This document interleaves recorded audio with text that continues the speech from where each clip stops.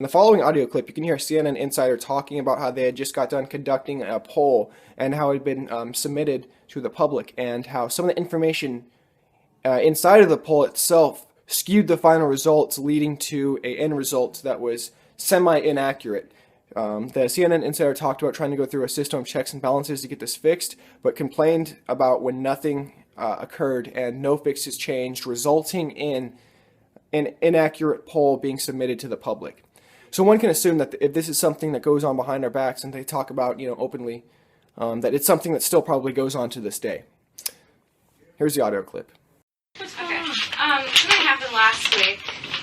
You know how Sotomayor was being elected? Yeah. Okay. I kind of had like a little, I don't know if I felt like I was in trouble after something happened. Okay, it's kind of a long story. Okay. I was reading the CNN wires, like I usually do, and there was a poll about Sotomayor, and it said a new CNN poll says that Sotomayor's approval ratings are 47%. Okay. And I was like, oh, that's interesting, because I just read a few other polls that said they were much lower. Mm-hmm. So I looked at the actual CNN poll, and it was taken like 2 weeks before this wire was written, and it said, it was taken 2 days before the firefighter case was overthrown in the Supreme Court.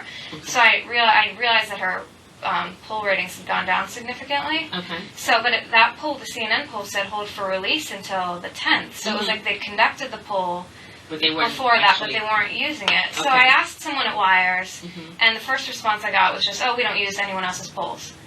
And I was like, okay. And then I was like, that's weird, because I saw that we used Quinnipiac polls.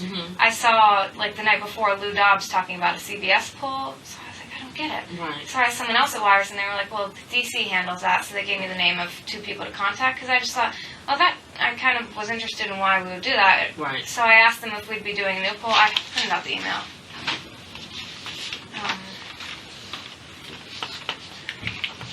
I just said,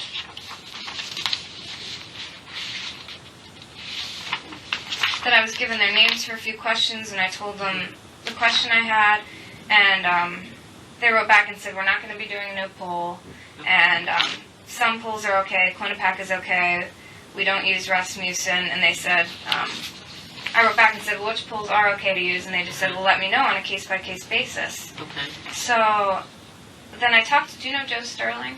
No, I don't really get Okay, he's on Wire. So I talked to him about it, and he was like, yeah, you could email them further if you want. So I wrote back what I thought was a really nice email and asked them my questions. Like, I laid out the dates, and I made a mistake, and I wrote May 26th.